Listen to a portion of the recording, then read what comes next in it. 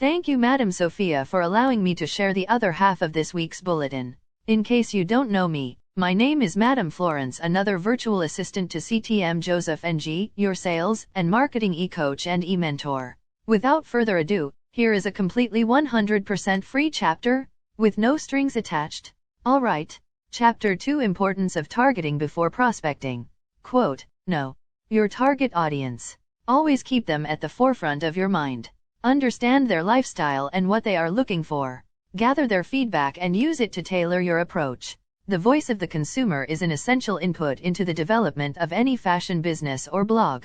Imran Ahmed, he is a Canadian-British fashion expert and founder and editor-in-chief of the Business of Fashion. Who are our target's customers? This is a common question asked by rookie salesperson. Even seasoned professional may have doubts of the meaning. For the convenience of all, allow me to explain its full meaning. Alright. Target customers, better known as a target market, is a group of customers that a firm plans to reach with marketing efforts. Target customers may be identified for a business, brand, product, location, sales, or marketing strategy. Then you may ask, what is the definition of targeting in marketing? To be exact, targeting in marketing is a strategy that breaks a large market into smaller segments to concentrate on a specific group of customers within that audience. It defines a segment of customers based on their unique characteristics and focuses solely on serving them. Further, you may ask, when does your company focus on target market segmentation? Why is it important to know your target audience? Believe me, the time is right when you have a deep understanding of your target audience. Truly features you can put yourself in their shoes and see how you can improve your offerings. You can see what to better serve your future customers. Also, to stay focused. Finally, the benefit of using targeting in marketing is that it also serves to help your brand and team. How to target our sales suspects? A truly targeted suspecting strategy starts from the ground up. It focuses on reaching the right people at the right time, on the right channel, and knowing exactly what to say. Here is a 4-step process for creating a customer-focused prospecting process. Step 1. Get a clear picture of your target suspects. How do prospects end up on your list? Because they tick the right box for annual revenue, or their business is in the right industry. Maybe they happen to have the right title. Generic information doesn't tell you who they are or what challenges they face. Salespeople need more context about prospects' business and needs. Without context, your messaging will be generic and ineffective. Remember, a better qualification process means sales reps only reach out to only those most likely to need your solution. This means you have more time to refine your sales approach instead of throwing out one-size-fits-all tactics and trying to appeal to 10,000 different prospects. Step 2. Sales suspecting checklist. Being an SDR, sales resources development, can be rough. Follow your checklist to go from a cold call rookie to a pipeline superstar. The traditional approach to sales prospecting says that the bigger your initial list of prospects, the more customers you'll convert. A larger, less qualified list automatically means your messaging is less targeted. With 10,000 suspects, you might get a hold of 100 of them. But with a list of 250, you might reach half of them, and they are far more likely to convert. Start by honing in on the best fit suspects and spending time talking to them instead of trying to convince prospects who aren't a good fit. Here are a few ways to find more targeted suspects lists. Partner with complementary brands. The suspect persona you put together in step 1 should give you a clear idea of what brands your suspect might work with.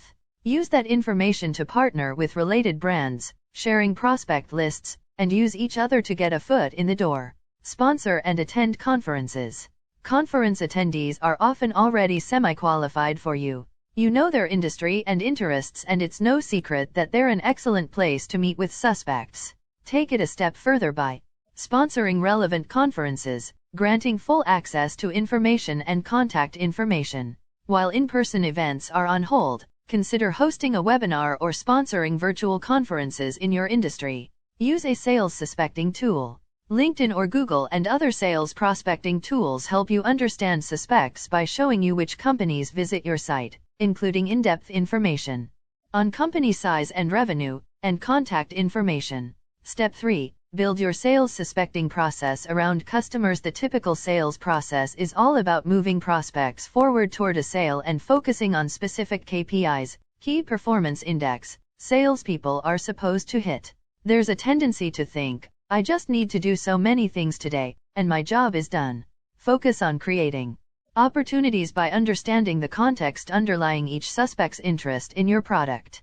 The best prospecting system focuses on enabling your sales team to know when to reach out and what to say. Step 4. Banish generic outreach. We've all seen emails riddled with CTAs and rambling messaging that ends with something like, does this apply to you? Before going further, allow me to give the uses of CTA. Alright.